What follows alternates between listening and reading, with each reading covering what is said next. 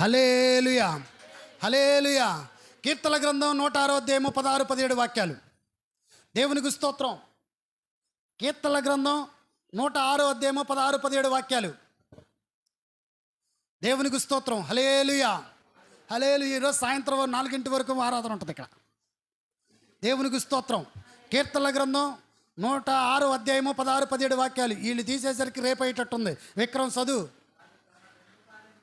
వారు తమ దండుపాళ్యములో మోషేయందును యెహోవాకు ప్రతిష్ఠితుడైన అహరోను యందును అసూయపడిరి. ఎవరో? వాళ్ళ రక్త సంబంధికులే. మోషే నా దేవుడితోనే మాట్లాడేది. ఈ రవి పాస్టర్ ప్రార్థన చేస్తే నా దేవుడు కార్యం చేసేది. ఎంతమంది అసూయ ఉంటుంది తెలియదు. నిజంగా నాకు తెలుసు అది. హల్లెలూయా. ఆ బ్యాచ్ ఉంది కొంతమంది. ఇక్కడ ఉన్నోళ్ళు కాదులే తల్లులారు, మీరు మంచోళ్ళే, మిమ్మల్ని అంటలేదులే. రవి పాస్టర్ గారు ప్రార్థన చేస్తే దెయ్యాలు పారిపోతాయా? రవి పాస్టర్ గారు ప్రార్థన చేస్తే దేవుడు స్వస్థపరుస్తాడా? రవి పాస్టర్ గారు ప్రార్థన చేస్తే దేవుడు కార్యం చేస్తాడా? మరి నువ్వు ప్రార్థన చేయి, దేవుడు కార్యం చేస్తాడు. హల్లెలూయా. అసూయ పెద్ద జబ్బు. ఏంటది? జబ్బు ఒక పార్టీకే వచ్చింది శరీరంలో. అసూయ అంతా పాకిద్దంట. ఒక చెట్టును పాడు చేయటానికి ఒక తెగులు ఏ విధంగా అయితే వచ్చిద్దో, తెగులు వచ్చినప్పుడు చెట్టు అంతా నాశనం అయ్యేంత వరకు కూడా తెగులు ఆ చెట్టును విడిచిపెట్టదు. అసూయ వచ్చిందంటే నిన్ను పాడు చేసి నిన్ను పాతాళానికి తీసుకెళ్ళేంత వరకు కూడా అసూయ నీ నుండి పారిపోదంట.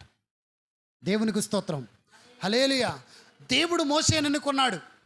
మోషేని ఎన్నుకున్న తర్వాత దేవుడు ఎప్పుడు కూడా ఇశ్రాయేలు ప్రజలతో ఏదైనా మాట్లాడాలంటే, ఇశ్రాయేలు ప్రజలకు ఏదైనా కార్యం చేయాలంటే, ఇశ్రాయేలు ప్రజలతో ఏదైనా ఒడంబడిక చేయాలంటే, ఇశ్రాయేలు ప్రజలను ఒక చోట నుండి ఇంకో చోట తీసుకెళ్ళాలంటే దేవుడు ఎప్పుడు కూడా మోషేను పిలిపించుకొని మాట్లాడి వాళ్ళని నడిపిస్తూ ఉండేవాళ్ళు. దేవునికి స్తోత్రం. హల్లెలూయా. మోషే నాయకత్వంలో ఇశ్రాయేలు ప్రజలు వాగ్దాత భూమికి నడుస్తూ ఉన్న సమయంలో, ఎర్ర సముద్రమును దాటి వాగ్దాన భూమికి నడుస్తున్న సమయంలో వాళ్ళ యొక్క అక్క మిరియాము ఉంది, మహాతల్లి. ఏంటది? వాళ్ళ యొక్క అక్క మిరియాము లేచింది గుంపును బయలుదేరి, మీరందరూ నా పార్టీ, ఈ తమ్ముడు మోషేతో నన్ను దేవుడు మాట్లాడేది, నాతో మాట్లాడొచ్చుగా, నాతో చెప్పొచ్చుగా, నాతో మాట్లాడి వీళ్ళందరిని నడిపించవచ్చుగా, నాతో మాట్లాడి సంఘాన్ని నడిపించవనొచ్చుగా, నాతో మాట్లాడొచ్చుగా. ఈడొక్కడైనా పరిశుద్ధుడు, ఈడొక్కడైనా పవిత్రుడు, ఈడితో మాట్లాడిన దేవుడు నాతో ఎన్నో మాట్లాడ్డో అని అసూయతో చెలరేగిపోయింది. దేవునికి స్తోత్రం. హల్లెలూయా. అసూయతో చెలరైపోయింది. తర్వాత దేవుడు ఏం చేశాడు తెలుసా? వాళ్ళకి కుష్ఠరోగాన్ని తీసుకొచ్చి, వాళ్ళు ఏ విధంగా అయితే అసూయతో నలిగిపోతూ ఉన్నారో వాళ్ళ మీదకి కుష్ఠరోగాన్ని తీసుకొచ్చి, మళ్ళీ వాళ్ళు అసూయ నుండి బయటకు వచ్చిన తర్వాత నా దేవుడు వాళ్ళని ముట్టి స్వస్థపరిచాడు. గట్టిగా చప్పట్లు కొడుతూ దేవుని నామమున. నేను ఒకటి చెప్తా, మీ జీవితంలో ఆశీర్వదించబడాలని ఎంతమంది కోరుకుంటున్నారు? ఒకసారి చేతులు పైకెత్తారా? అభివృద్ధి చూడాలని కోరుకుంటున్నారు. ఇంత కాదు, ఎలాగెత్తాలా? ఆధార్ కార్డు. దేవునికి స్తోత్రం. దేవుడు ఇక్కడ ఎంతమంది అవుతున్నారో ఇంకొక వ్యక్తిగా ప్రభు మన మధ్యలో ఉన్నారు. నీవు అభివృద్ధి పరచబడాలి, ఆశీర్వదించబడాలి, దీవించబడాలంటే దేవుడు ఇంకొకళ్ళకి ఇచ్చినప్పుడు, నీకు ఇవ్వాల్సింది దేవుడు ఇంకోళ్ళకి ఇచ్చినప్పుడు, ప్రభువానికి స్తోత్రాలు ప్రభువాని దమ్ము ధైర్యం మీలో ఉంటే ఖచ్చితంగా మీరు కోరుకున్న దేవుడు మీకు కూడా ఇస్తాడు. అర్థం కాల కొంతమందికి. సపోజు నీకు ఒక కారు అంటే ఇష్టం, లేకపోతే ఒక బైక్ అంటే ఇష్టం. నీకు ఇవ్వాల దేవుడు, నీ ఫ్రెండ్కి ఎవరికో ఇచ్చాడు, మీ ఇంటి పక్కన వాళ్ళకి ఇచ్చారు, మీ ఇరుగు పొరుగు వాళ్ళకి ఇచ్చారు, మీ ఇంట్లో ఇతర వాళ్ళకి ఇచ్చాడు. నీకు ఇవ్వాల. వెంటనే ఏం చేయాలి తెలుసా? నువ్వు నాకెందుకు ఇవ్వాలో ఆడికెందుకు ఇచ్చావు అనకూడదు. ఏంటది? నువ్వు నాకెందుకు ఇవ్వాలో వాడికి ఎందుకు ఇచ్చావు? వాడేమో మామూలుగా టైపింగ్ చేస్తాడు, వాడేమో సెల్లుపోళ్ళు మొత్తం చేస్తాడు, వాడేమో కొత్త బండి ఇచ్చేవాడికి వాడు చూస్తే వేసేయాలన్నీ దుర్మార్గపు వేసేయాలి. వాడు వేసే మామూలుగా అపవిత్రతే, వాడు మాట్లాడే అన్నీ కూడా మామూలే. వాడికి ఎందుకు ఇచ్చావు? నాకెందుకు ఇవ్వలేదు ప్రభు అని అడగకూడదు. దేవునికి స్తోత్రం. యేసు క్రీస్తు ప్రభు అని మన దేవుణ్ణి ఎప్పుడు కూడా క్వశ్చన్ చేయకూడదంట. నువ్వు అభివృద్ధి పరచబడాలంటే ఒకే ఒకటే, నీ ఫ్రెండ్కి కానీ, మీ చుట్టాలకు కానీ, మీ ఇతరులకు కానీ, మీ స్నేహితులకు కానీ, మీ ఇరుగు పొరుగు వారికి కానీ, మీకు ఎవరికైనా మీకు తెలిసిన వాళ్ళకి, అన్యులకు కానీ, దేవుని నమ్ముకోను ఎవరికి ఇచ్చినా కూడా ప్రభువా నీకు స్తోత్రాలు అతనికి ఇచ్చిన విధానం బట్టి అన్నావనుకో, నువ్వు అడిగింది ఖచ్చితంగా క్షణాల్లో నీకు ఇస్తాడు. గట్టిగా చప్పట్లు కొడుతూ దేవున్నామని. హల్లెలూయా, హల్లెలూయా, హల్లెలూయా. అసూయ ఎవరిలో ఉంటుందో వాళ్ళు పైకి రారు. అసూయ ఎవరిలో ఉంటుందో వాళ్ళు ప్రార్థన చేస్తే దేవుడు వారి ప్రార్థన ఆలకించడు. నాకు ఒక అసూయ ఉంది. ఏంటది? నాకు ఒక అసూయ ఉంది. ఏం అసూయ తెలుసా? హల్లెలూయా, హల్లెలూయా. బిల్లీ గ్రాహం గారు దేవుని చేతిలో బహుబలంగా వాడబడ్డారు. ఎవరో బిల్లీ గ్రాహం గారు అని మీ చుట్టాలు అనుకుంటున్నారు, మీ స్నేహితులు అనుకుంటున్నారు. దేవునికి స్తోత్రం. రెనాల్డ్ బోంకే గారు దేవుని చేతిలో బహుబలంగా వాడబడ్డారు. పాల్ యాంగ్చో గారు దేవుని చేతిలో బహుబలంగా వాడబడ్డారు. డిజిఎస్ దినకరన్ గారు దేవుని చేతిలో బహుబలంగా వాడబడ్డారు. యేసన్న గారు దేవుని చేతిలో బహుబలంగా వాడబడ్డారు. అనేకమైనటువంటి సేవకులు కొంతమంది ఉన్నారు. నా అసూయ ఏంటి తెలుసా? వాళ్ళను వాడుకున్న విధంగా నన్ను కూడా వాడుకోవచ్చుగా. నా అసూయ అది. ఏంటది? వాళ్ళని వాడుకున్నాక నన్ను కూడా వాడుకోవచ్చుగా. నా అసూయ కోసం ఏం చేస్తాను తెలుసా? రోజు ప్రభువుని ప్రార్థన చేస్తా, నువ్వు వాళ్ళని వాడుకున్నాక నన్ను ఎందుకు వాడుకో? వాళ్ళని వాడుకో. నా అసూయ ఏంటి? ఇతరుని మామూలుగా పడగొట్టడానికి కాదు, ఇతరుల కొంపలు కోల్చడానికి కాదు. హల్లెలూయా. ఇతరుల మామూలుగా దిగజారి మాటలు కాదు. నా అసూయ ఏంటి తెలుసా? వాళ్ళను నువ్వు వాడుకున్నావు, నన్ను కూడా నువ్వు వాడుకోవాలి. వాళ్ళను నువ్వు హెచ్చించావు, నన్ను కూడా నువ్వు హెచ్చించాలి. వాళ్ళను దీవించావు, నన్ను కూడా నువ్వు దీవించాలి. వాళ్ళ సంఘాన్ని నువ్వు ఆశీర్వదించావు, నా సంఘాన్ని కూడా నువ్వు ఆశీర్వదించాలి. వాళ్ళకి ఆత్మలు ఇచ్చావు, నాకు కూడా ఆత్మలు ఇవ్వాలి. దేవునికి స్తోత్రం. హల్లెలూయా. ఈ అసూయ ఎప్పుడు స్టార్ట్ అయింది తెలుసా? 5వ సంవత్సరం నుండి 5 సంవత్సరాలు పరిచర్య ముగించుకొని 6వ సంవత్సరంలోకి వెళ్ళిన దగ్గర నుండి నాకు ఈ అసూయ స్టార్ట్ అయింది. దేవునికి స్తోత్రం. నేను విశ్వాసంతో పలుకుతూ ఉన్నా, నా దేవుడు నా అసూయను త్వరలోనే జరిగించబోతూ ఉన్నాడు.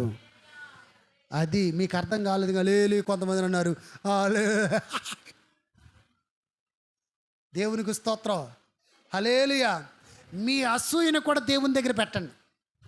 మీ అసూయ ఎలా ఉండదు తెలుసా? నేను కూడా అంతటి వాడిని అవ్వాలి, నేను కూడా ఆ స్థితిలోకి రావాలా. ఒకవేళ ఒక ఐఏఎస్ ఆఫీసర్ ఉన్నాడు అనుకో, నువ్వు కూడా ఐఏఎస్ ఆఫీసర్ అవ్వాలనుకున్నావు. అనుకోవటం తప్పు కాదు, కానీ దేవుడి దాన్ని ఖచ్చితంగా నిర్వర్తించే వరకు, నీ జీవితంలో ఇచ్చే వరకు కూడా నువ్వు వెయిట్ చేయాల. ఇన్స్టెంట్ కాపీ అంటారు. దేవునికి స్తోత్రం. ఇన్స్టెంట్ కాపీ ఏంటది? అప్పటికప్పుడే చెప్పంగలోనే మామూలుగా నీళ్లు, కాపీ మొత్తం నీళ్లు, పాలు, దాంట్లో గింజలు ఉంటాయి, కానీ దాంట్లో అదేమంటారు, కాఫీ పొడి వేసుకొని 3 మిక్స్ అయిపోయి 2 నిమిషాలు నీ దగ్గర పెడతారు. Instant coffee. మీకు ఒక విచిత్రమైన సంగతి చెప్తా. రీసెంట్గా నేను ఒక హాస్పిటల్ దగ్గరికి వెళ్ళా. నాతో పాటు వచ్చిన వాళ్ళు ఎవరు చూడలేదు. హాస్పిటల్ దగ్గరికి వెళ్ళి పైకి వెళ్ళి దాదాపు 1:30కి మేము కిందకి దిగాం. పార్కింగ్ మధ్యలో ఒక అతను కూర్చొని బైబిల్ చదువుతున్నాడు. ఏంటిది?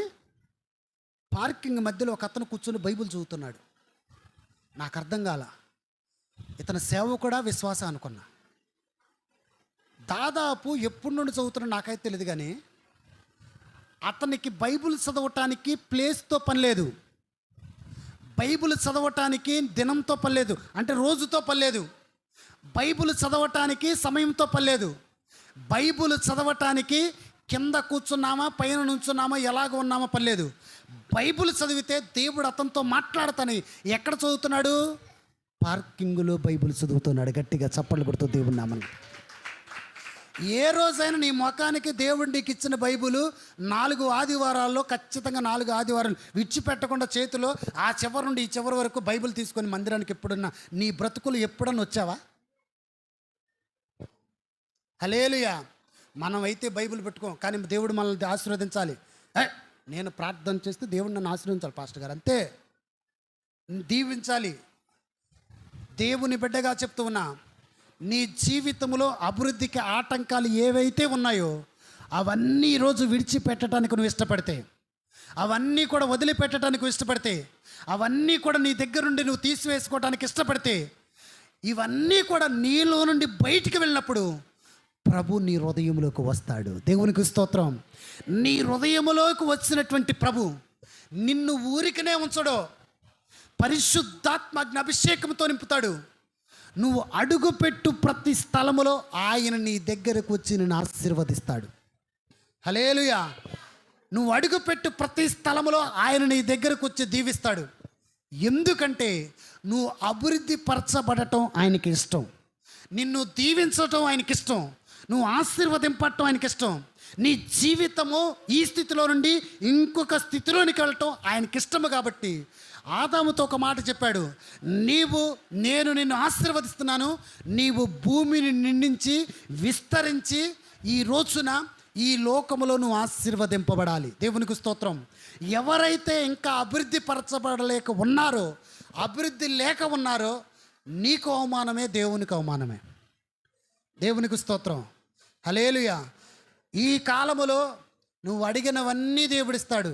ఎప్పుడు దేవుడిస్తాడు తెలుసా? దేవుడు చెప్పినటువంటి వాక్య ప్రకారం, దేవుడు చెప్పినటువంటి బైబిల్ ప్రకారం, దేవుడు చెప్పినటువంటి ఆజ్ఞల ప్రకారం మాత్రమే నువ్వు నడిచినప్పుడు ఖచ్చితంగా ఆయన్ని అభివృద్ధి పరుస్తాడు. నిన్ను అభివృద్ధి పరిచి, ముందుగా నిన్ను అభివృద్ధి పరిచి నీ ఇంటి వారికి చూపిస్తాడు. హల్లెలూయా. నిన్ను అభివృద్ధి పరిచి నీ గ్రామంలో వాళ్ళకు చూపిస్తాడు, నిన్ను అభివృద్ధి పరిచి నీ రాష్ట్రానికి చూపిస్తాడు, నిన్ను అభివృద్ధి పరిచి నీ దేశానికి చూపిస్తాడు, నిన్ను అభివృద్ధి పరిచి ప్రపంచానికి చూపిస్తాడు. నువ్వు అభివృద్ధి పొందాలని నా దేవుడు ఇష్టపడుతున్నాడు. ఇక్కడున్న ప్రతి ఒక్కరికి నా దేవుడు అభివృద్ధి కలుగ చేయును గాక. వీరి జీవితంలో అభివృద్ధి చూచును గాక. వీరు ఏదైతే కోల్పోయారో ఈ రోజు మొదలుకొని విడిచిపెట్టవలసినవన్నీ కూడా వీరు విడిచిపెట్టి దేవుని యొక్క దీవెనలు పొందుకొందురు గాక. యేసు నామములో జరుగును గాక. దయచేసి అందరూ లేచి నిలబడదాం.